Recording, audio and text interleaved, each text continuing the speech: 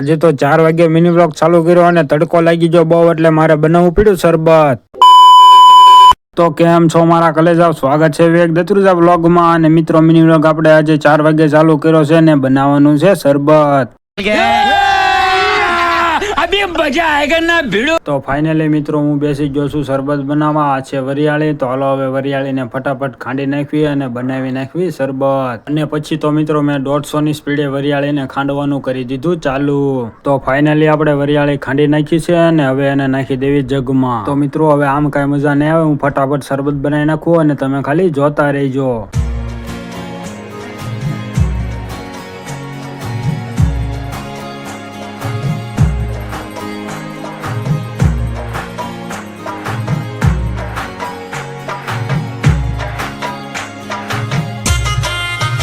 तो हालो હવે કોઈ આવે એની પહેલા ફટાફટ હું એકલો શરબત પી લઉં. कौन है ये लोग? कहां से आते हैं?